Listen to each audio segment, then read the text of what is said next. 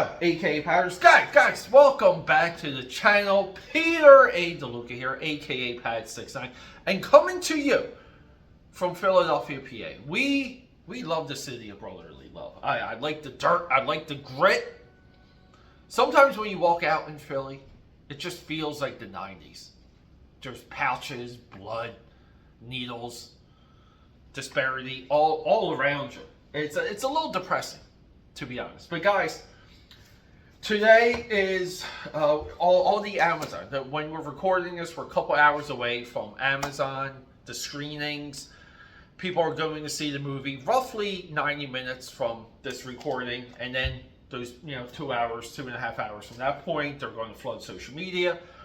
We're not here to talk about that, but this character, this guy, he's very important.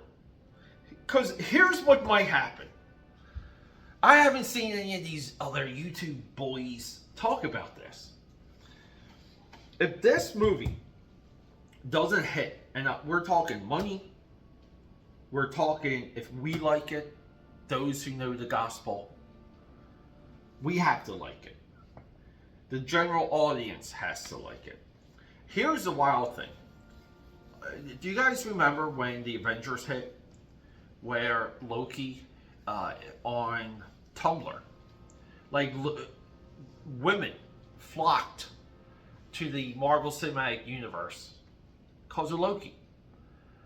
For some reason, that emo long hair, it spoke to a generation of women. That's where the babes came into the MCU and took it over, in my view. And nothing wrong with that. You AKAPADers, you want more girls in your hobby no matter what. Some of us look at this as a lifestyle, which it is. So, if this movie doesn't hit the next level, the character might fade away. We'll see the DC sphere get overtaken by the Dark Knight. Though here's the wild thing. James Gunn has, we have a Supergirl movie coming. So if Superman doesn't hit and Supergirl doesn't hit, it's just going to be this definition that we're done with the Man of Tomorrow. People are going to look at some of these decisions. Superman and Lois, highly regarded. We're going to look at some of the anime, the new Superman adventures. I think that one's called. That's highly regarded. We're going to look at Henry Cavill, Mr. Warhammer, not getting a bigger stake in the character. That James Gunn should have just pushed through with him and gave us the Man of Steel sequel, right? Like, these are all the what ifs that are about to. I mean, we're hours away from it. But if it doesn't hit, if Superman is not a general audience sensation, where he pulls in a new audience, very much like Loki did with the Avengers movie, the Man of Steel is going to go the way of the dodo. Now, what characters, what am I really speaking of when I say that? Well, Mickey Mouse, legit, is just a product design when it comes to Walt Disney. It's been too long, no significant Disney anything. Warner Brothers just drops and these are characters that are glued to some of these companies, franchises, entities. Mickey Mouse, Disney. Warner Brothers just dropped this. It was like a Porky Pig, Daffy Duck. It just became available on HBO Max. That comes and goes. No one cares. They try and bring back Looney Tunes. Looney Tunes are done. Warner Brothers was built on Looney Tunes. So we have two of the biggest entertainment companies in the entire world and their core foundations are gone.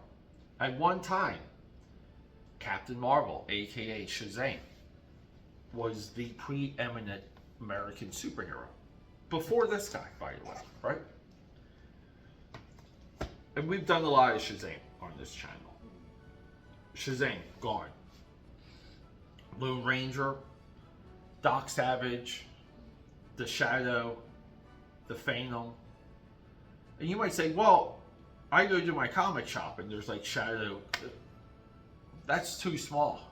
We're talking the audience here. We're talking the worldwide, the true audience of these characters, the intent of these characters.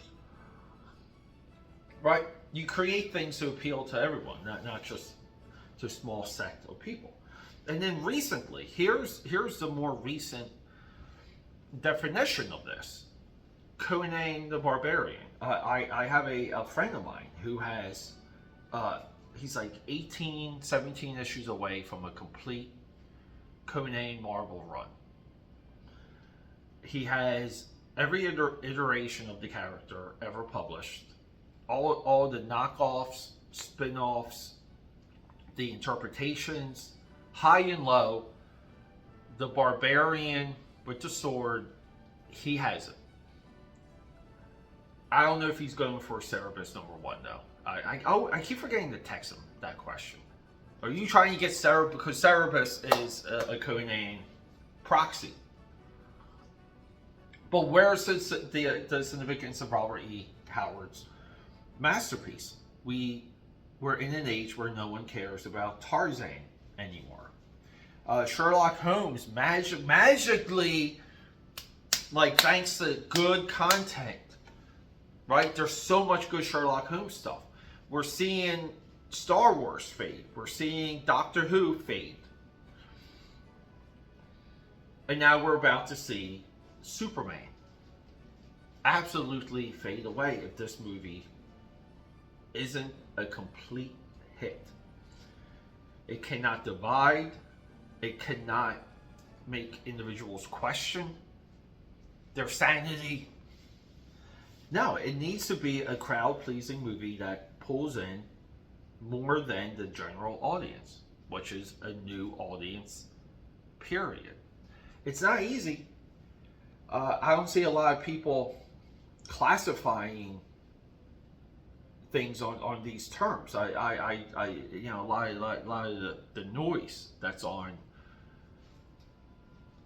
YouTube and all the other social media, a lot of the absolute noise is, you know, like stupid stuff. Like the movie's woke, the movie's political, I don't know, whatever. You know, if James Gunn wanted to make a non-political Superman movie, he would have continued the Brightburn, right? We would have got Brightburn Part 2. I don't know, AKAPADers. I'm not confident in the commentary around this movie, though. I'm really not. We've seen it too many times. We just saw it with Jurassic Park, Jurassic World Rebirth, where every single person that could crap on that movie did. They do it for audience retention, audience capture, as it's like to be phrased or defined. But, you know, it's audience capture, right? So you have to hate it. Makes $300 million, propels Scarlett Johansson in the highest grossing actor in history, does these impossible things. But no commentator was on the forefront of that, because here's the wild thing, right? It's hard for so many people to understand that people like the Jurassic World, the Jurassic Park movies, and they will always split the audience, meaning some of the audience got what they wanted, some of them didn't. This is no different than what we've seen with Fast and Furious, Transformers, and Mission Impossible. Jurassic Park has adopted this level of audience retention. They know how to please the crowd. They know what the crowd wants. This is all based on advanced analytics that the studios and the content creators have that we are not privy to. So maybe Superman has some of that engineering around it. Maybe it doesn't. That's the fear of when you hear someone like James Gunn position it as woke. That's more of what they're trying to phrase. I don't think no one's really phrasing it quite eloquently, quinky dinkily, as Peter A. DeLuca. But let me know, what do you guys think? Are we at danger here? Is there a threat? I think there is. I really do. I love you guys. Subscribe, support. We got, guys, we're in the middle. It's Superman Fantastic Four month. Just so like quick ones. We're doing Rob Liefeld's Airborne coming up soon, and we're Superman issue 330 with the hypnotic glasses that James Gunn just made comments about. He pulled Tom King into that conversation, so we'll be discussing that. We got a lot coming, but this is your source of comics, pop culture, real opinions, uncorrupted opinions, by the way. I love you guys. Let's go.